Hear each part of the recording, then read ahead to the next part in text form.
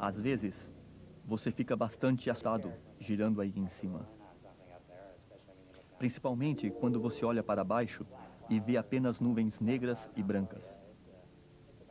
Creio que foi a missão mais perigosa da qual participei. É o tipo de missão que exige o máximo de cada um.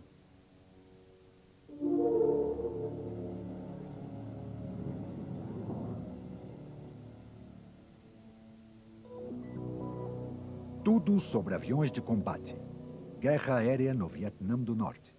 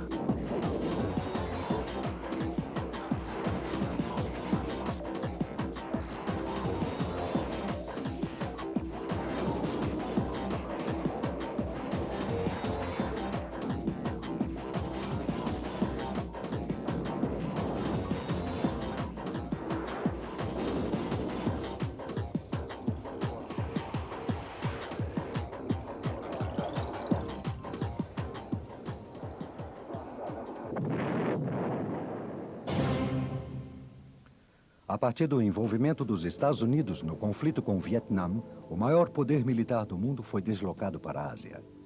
Este poder ficou mais evidente na guerra aérea contra o Vietnã do Norte.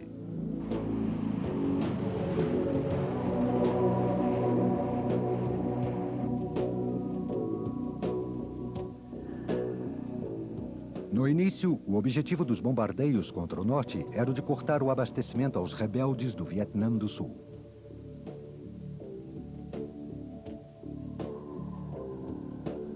Mas, finalmente, a campanha foi dirigida contra o potencial bélico comunista, destruindo objetivos militares e também as infraestruturas industriais e de meios de transporte e de comunicação, como pontes, estradas, linhas de trens, portos e bases aéreas e abastecimentos ao Vietcong.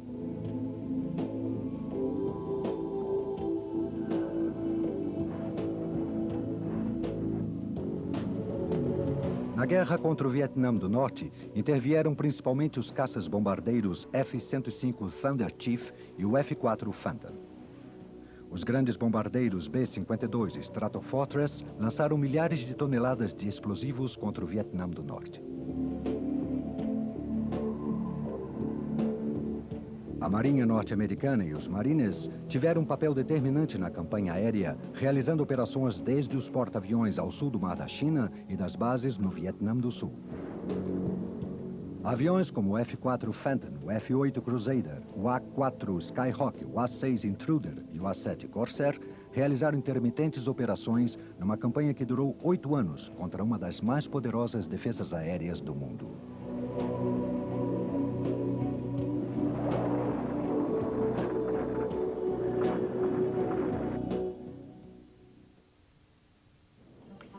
O Republic F-105 era o maior, mais pesado e resistente caça-bombardeiro da sua época.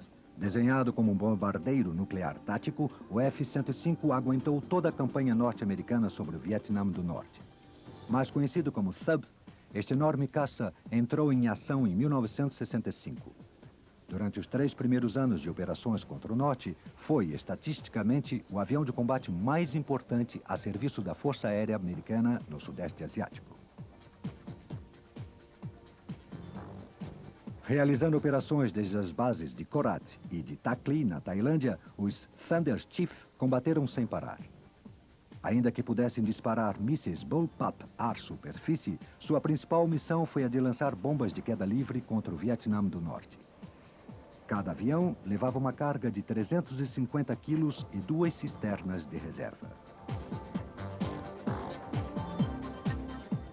Os THUDs também tiveram um papel de destaque na eliminação das defesas aéreas do Vietnã do Norte. Nas missões mais arriscadas da guerra, os Thunder Chief, Wide, Weasel jogaram uma partida de gato e rato mortífera contra os mísseis SAM, guiados por radar, e contra a artilharia do Vietnã do Norte. Eles deveriam se aproximar deliberadamente das plataformas dos mísseis, esperando que os norte-vietnamitas utilizassem seus radares e mísseis. Então, tentariam se esquivar dos SAM e da artilharia inimiga para disparar com seus próprios mísseis anti-radar.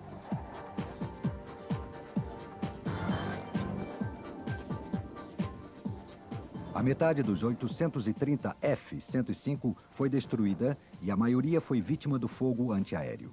Porém, sua contribuição na campanha aérea foi imensa.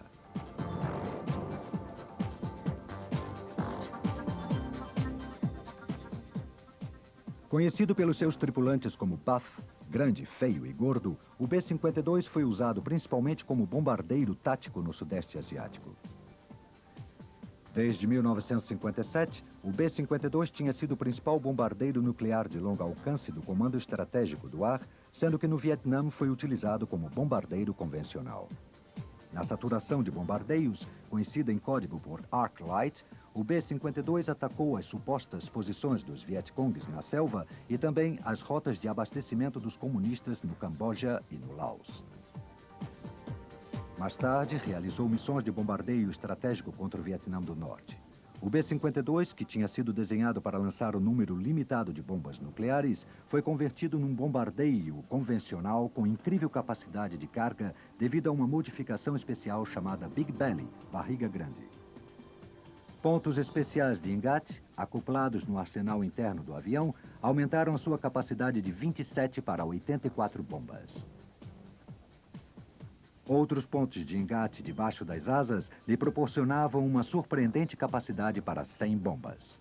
A carga total de armamento de apenas um B-52 era superior a 35 toneladas, o que seria equivalente à carga total de todo um esquadrão de bombardeiros Flying Fortress da Segunda Guerra Mundial.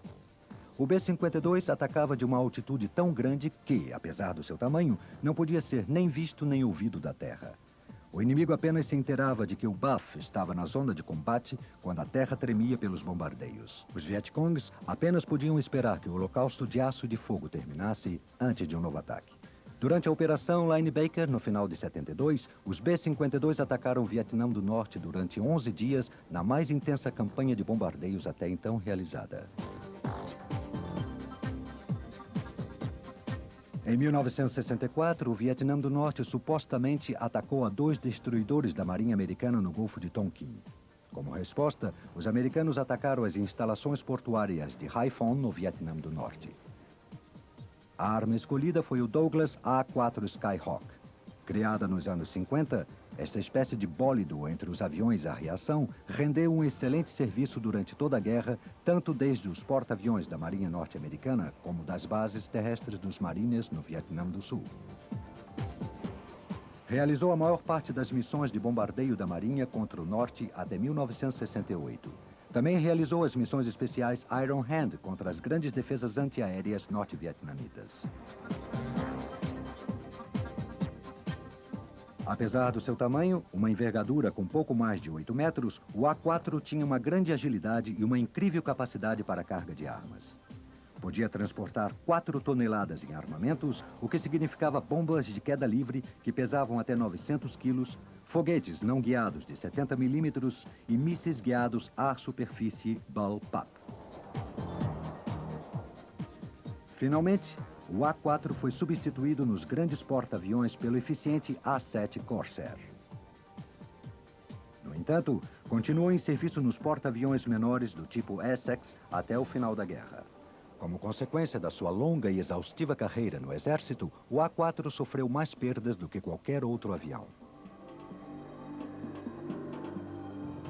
Os Skyhawk representaram 37% das perdas da Marinha Norte-Americana na Guerra do Vietnã.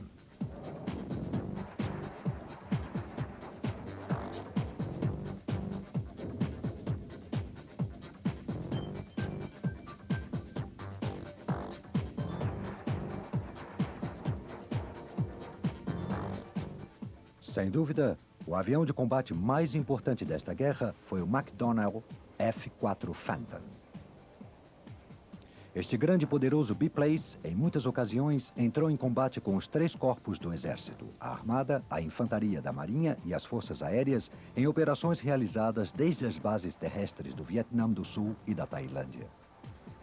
O Phantom, que entrou em combate pela primeira vez em 1965, tinha um incrível rendimento, uma velocidade máxima superior a Mach 2, um potente radar e um poderoso armamento de mísseis.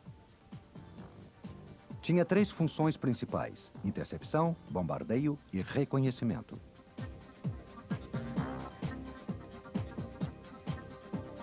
Com quase 150 vitórias em combate aéreo, o F-4 abateu mais MiGs do que qualquer outro caça norte-americano. Mas sua principal função era de caça-bombardeiro. Durante a última fase da guerra, substituiu ao F-105 Thunder Chief, que era o mais notável bombardeiro da Força Aérea Americana no norte do Vietnã. Com a infantaria da Marinha no Vietnã do Sul, o Phantom foi um apoio básico para os marines, atacando com napalm, bombas ou foguete.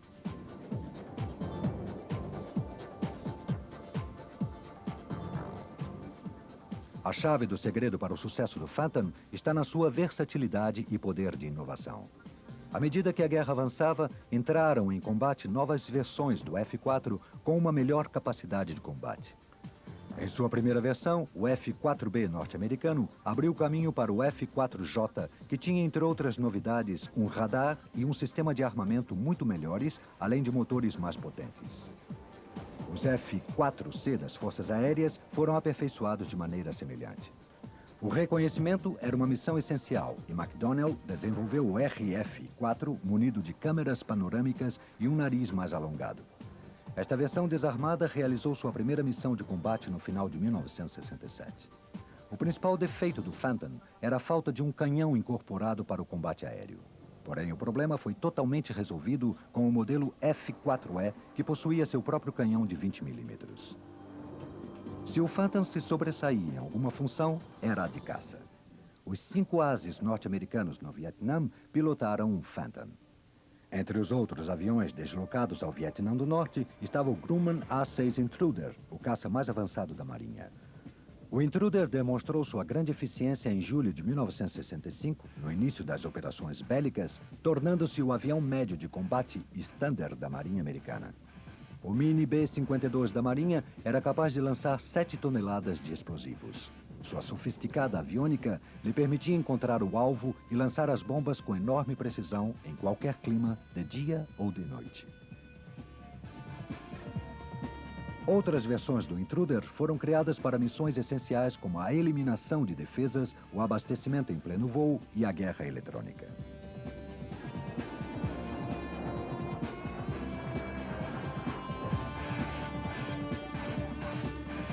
Os A-7 Corsair foram usados pelas Forças Aéreas e pela Armada Norte-Americana como um avião de combate ligeiro. Substituindo o A-4 Skyhawk no final de 1967, o A-7 era mais rápido e levava quase 7 toneladas em armamento. O Corsair foi indispensável nas missões de destruição das defesas Iron Hand.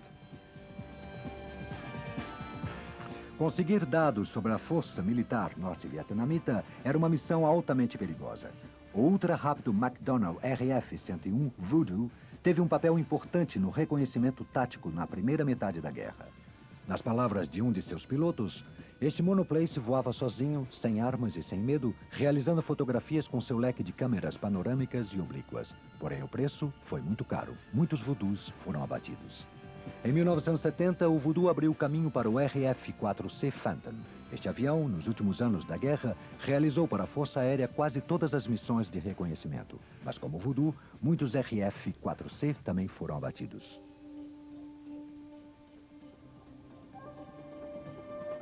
O reconhecimento estratégico era proporcionado por aviões que alcançavam Mach 3, como o Lockheed A-12, o SR-71 Blackbird e o Lockheed U-2, com bases de operações no Japão e na Tailândia. Os pilotos da Marinha e os Marines também utilizaram o RF-4 Phantom, como com outras versões do Vought F-8 Crusader.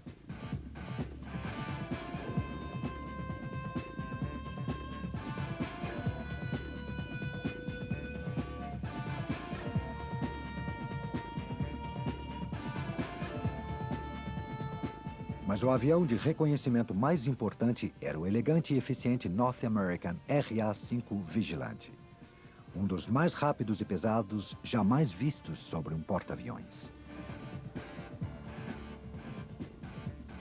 Entre as aeronaves de apoio estão o Boeing KC-135 e a versão de reconhecimento RC-135.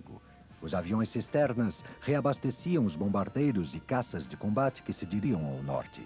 O KC-135 também salvou muitos aviões e seus tripulantes quando, depois de um combate, retornavam sem combustível ou danificados pela batalha.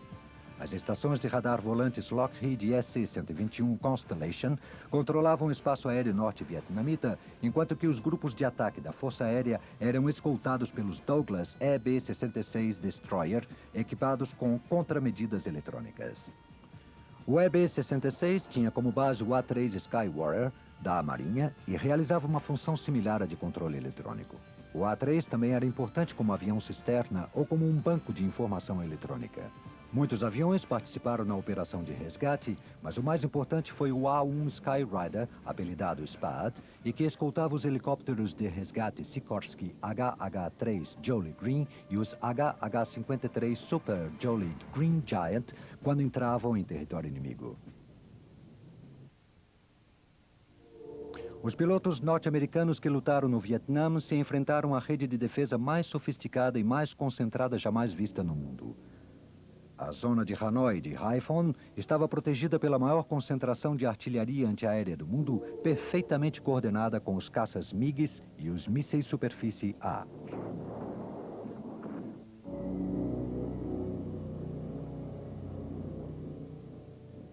Em 1964, os norte-vietnamitas contavam com menos de 1.000 peças de artilharia para defender todo o país de um ataque aéreo.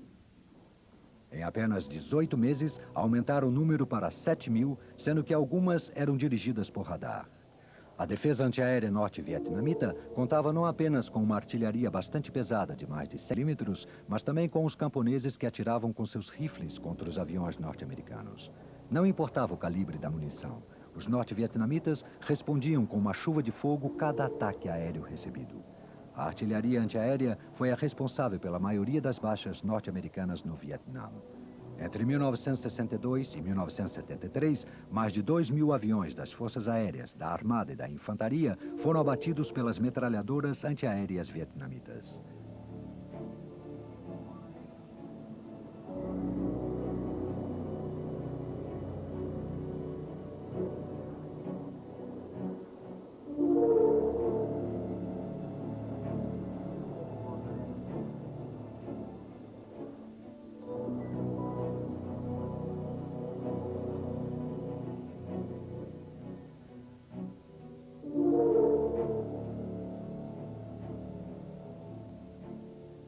Além da artilharia, os mísseis terra-ar representavam uma grande ameaça. Um piloto norte-americano narra suas impressões sobre as defesas aéreas norte-vietnamitas. O fogo era uma loteria. A sensação não era de que um canhão estava sendo disparado na sua direção. Eram muitos e por toda parte. Às vezes você era atingido, outras não. O que mais dava medo eram os mísseis superficiais, que uma vez disparados, apenas se podia observar a direção que ele tomava e se seguia o seu avião. E então as coisas ficavam claríssimas. Era entre você e o míssil. Isso era muito mais terrível, ainda que estatisticamente fosse menos perigoso do que uma artilharia antiaérea. Era terrível porque era uma questão muito mais pessoal. Em 1972, o Vietnã do Norte tinha mais de 300 centros de mísseis SAM. Os caças também eram uma parte importante da defesa norte-vietnamita, principalmente os MiG-17 e os MiG-21. Ambos eram incríveis no combate aéreo e pilotados com agilidade e agressividade. Os MiG e os mísseis provocaram a perda de 276 aviões norte-americanos.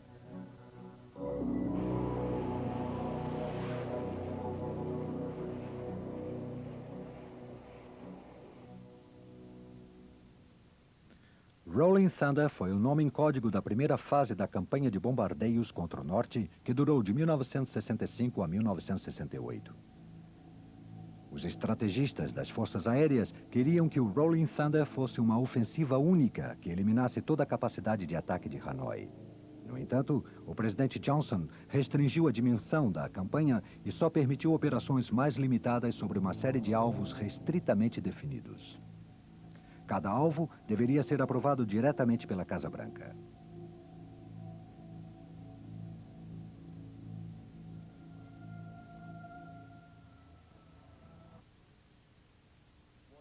As missões eram realizadas todos os dias.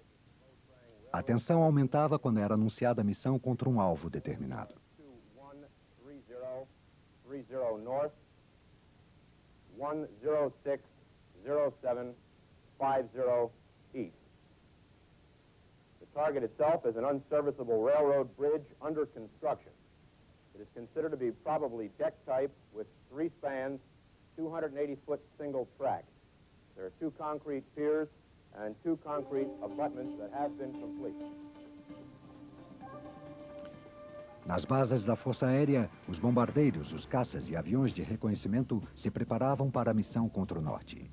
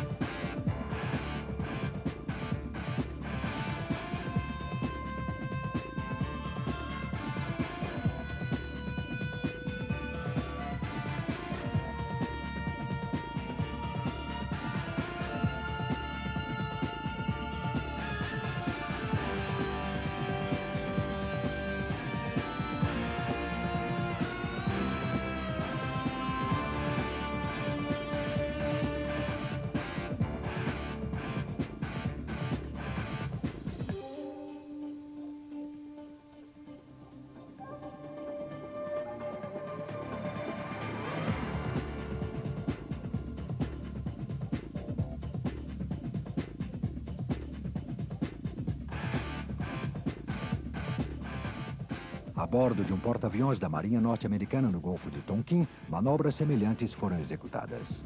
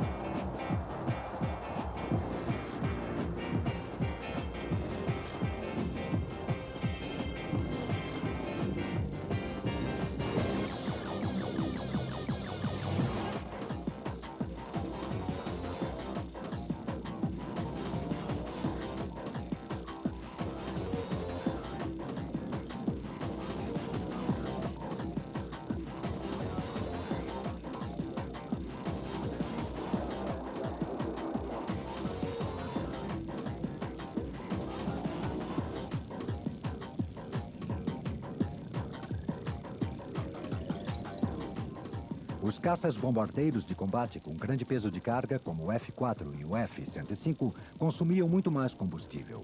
Para aumentar seu tempo de ação, os aviões de combate no Sudeste Asiático recebiam o apoio dos aviões cisterna KC-135 do Comando Estratégico do Ar, que realizaram centenas de milhares de reabastecimento. Os aviões cisterna proporcionavam o combustível suficiente para que os caças pudessem chegar aos seus objetivos, os esperavam depois do combate e reabasteciam seus tanques vazios.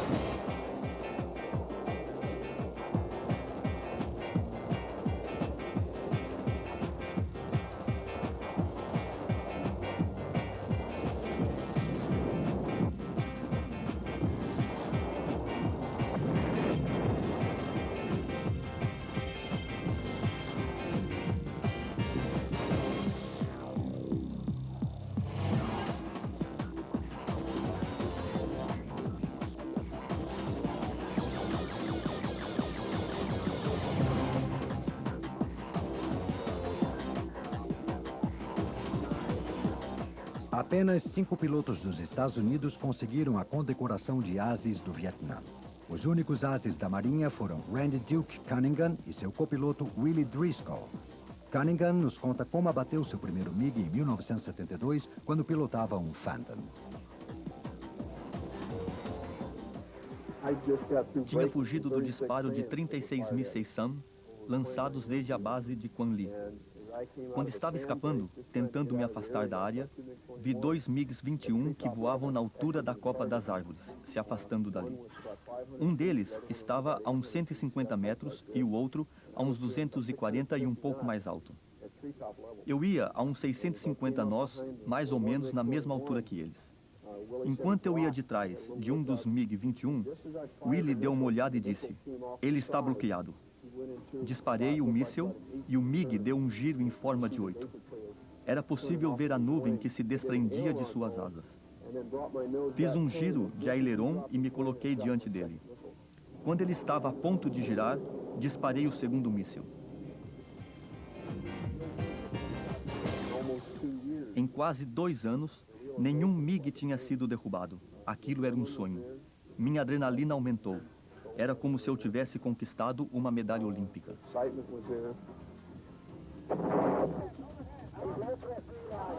Os F-4 abateram quase 150 caças norte-vietnamitas. Depois deles, os que mais abateram MiGs foram os F-105 Thunder Chiefs da Força Aérea e os F-8 Crusaders da Marinha.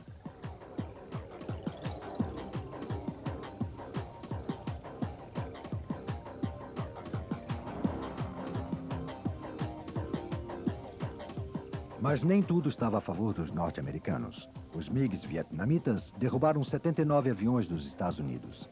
Ao todo, no combate aéreo, os pilotos norte-americanos derrubaram 250 aviões norte-vietnamitas.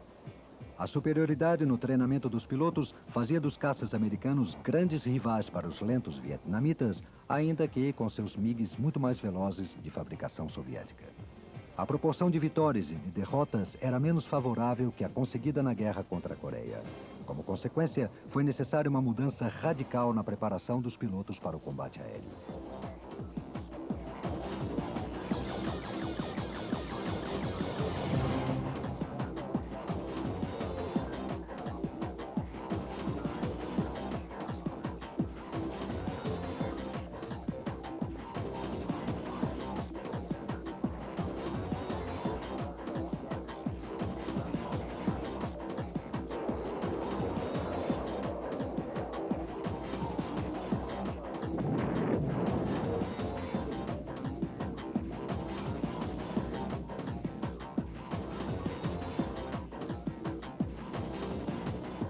Devido ao ritmo e à escala de ataques dos Estados Unidos contra o Norte, suas perdas eram inevitáveis. No entanto, os tripulantes se enfrentavam ao fogo antiaéreo, aos mísseis e aos aviões inimigos, sabendo que, se fossem abatidos sobre o Vietnã do Norte, todos os esforços seriam feitos para que fossem resgatados.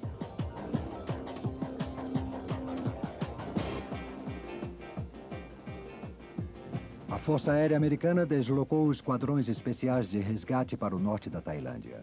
Helicópteros de resgate e aviões A-1 Skyrider, apelidados Sandy, tinham como função eliminar as forças vietnamitas na área e coordenar os esforços de resgate.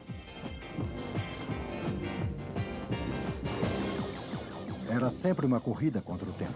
Ver quem primeiro encontraria a tripulação do avião abatido.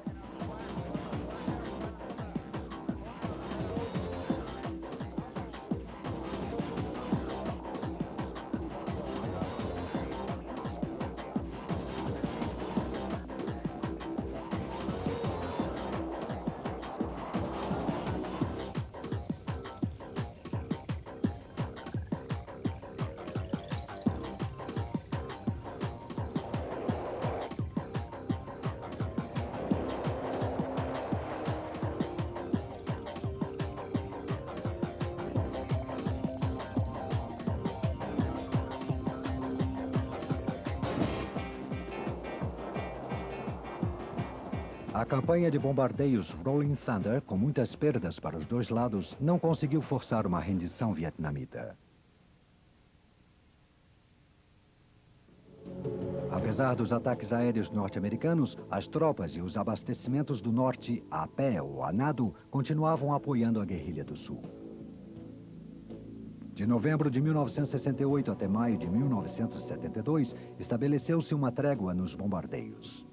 Nessa época, o presidente Richard Nixon, sucessor de Johnson, apoiou todo o poder da Força Aérea Americana na campanha de bombardeios estratégicos Linebacker II, realizada no final de 1972.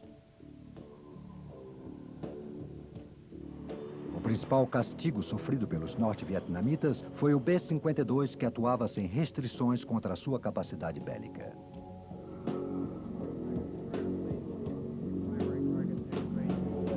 No auge da campanha, as bases aéreas de Guam e da Tailândia abrigavam mais de 200 B-52.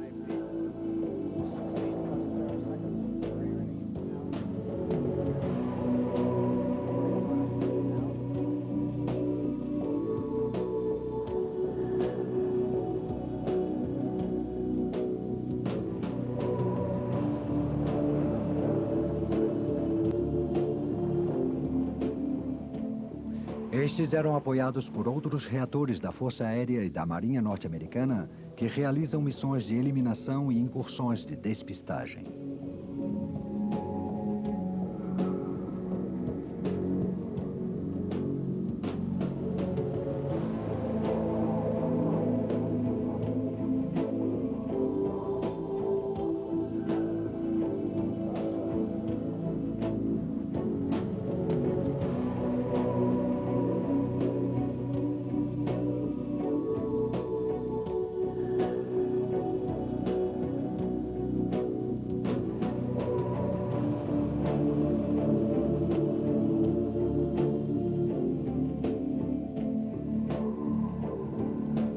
Numa campanha de 11 dias durante o Natal, os B-52 bombardearam Hanoi e Haiphong, visando alvos militares estratégicos localizados em áreas bastante povoadas.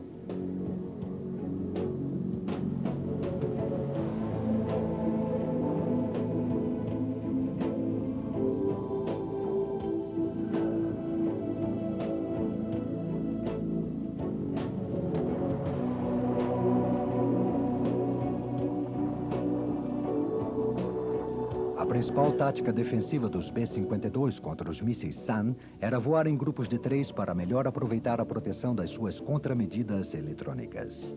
Apesar disso, os norte-vietnamitas dispararam uma nuvem de mísseis SAM e conseguiram abater 15 B-52, além de danificar a muitos outros.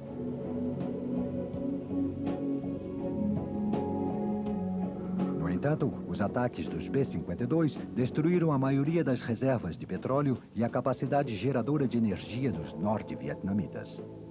As missões dos B-52 foram decisivas para obrigar Hanoi a uma negociação de paz e finalizar o conflito.